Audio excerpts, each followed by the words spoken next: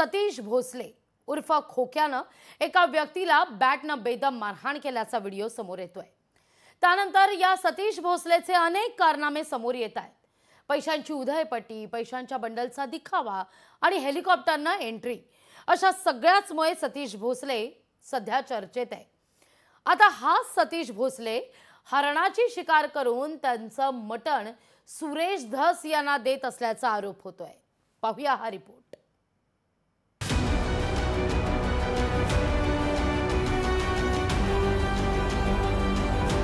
खोक्या उर्फ सतीश भोसलेचा कारनामा, हरणाचं मटण सुरेश धसांना दिल्याचा आरोप।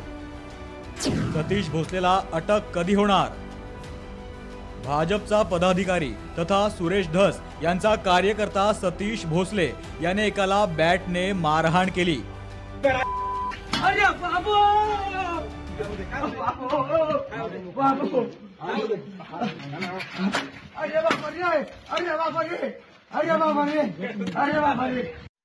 यानंतर या सतीश भोसलेने शाळेतील विद्यार्थ्यांना जाऊन थेट मारण्याची धमकी दिली।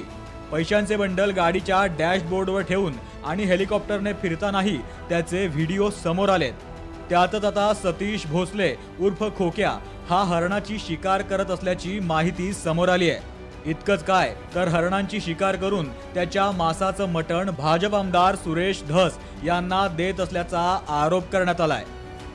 जेव्हा सुरेश धस त्यांचा नेता बोलतो तस त्या वन विभागाच्या अधिकाऱ्याची अगर बाकीच्या कर्मचाऱ्यांची काय हिंमत आहे गुन्हा दाखल करा त्यांच्यावर? कारण त्याला खायला लागतंय ना, हे सगळं करून घेऊन त्याला घेऊन जातात ना मटण।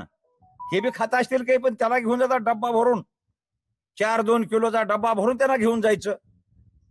अशा प्रकारे त्यांचा प्रकार असल्यामुळे कसा केस करील? खोक्या हा गुन्हेगार असून सुरेश धस यांच्याशी सतीश भोसलेचे संबंध असल्याची एक ऑडिओ क्लिप समोर आली होती। खोक्या, हॅलो, सॉरी अरे बाबा, मला गडबडीत जमलं नाही। शुभेच्छा द्यायला काय नाही, वाढदिवसाच्या बिलेटेड शुभेच्छा। धन्यवाद धन्यवाद, तुमचा आशीर्वाद राहू द्या बघा। 100% आहे। मला ते काय झालं, 99 सुद्धा नाही, 100 आहे, 100। बस ओके बस, थँक्यू बस। हो। आता हाच सतीश भोसले उर्फ खोक्या हा हरणाची शिकार करत असल्याचं समोर आल्यावर वन खात्याने त्या दृष्टीने तपास सुरू केलाय। खरंच या भागात हरणाची शिकार झालीये का याचा शोध घेतल्यावर धक्कादायक माहिती समोर आली आहे।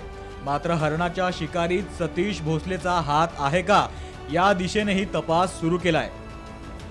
छाप्यामध्ये आम्हाला विविध प्रकारचे वन्य प्राण्यांचे मांस सापडले, तसं त्याला पकडण्यासाठी जाळे सापळे सापडले तर, आणि त्याच अनुषंगाने आज इतरत्र त्याच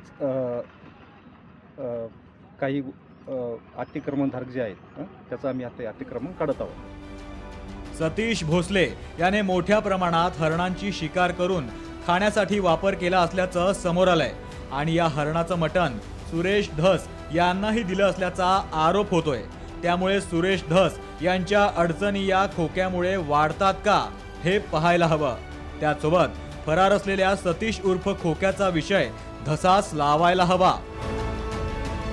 ब्युरो रिपोर्ट, लोकशाही मराठी, मुंबई। लोकशाही मराठी ऐका, पहा, जागरूक रहा।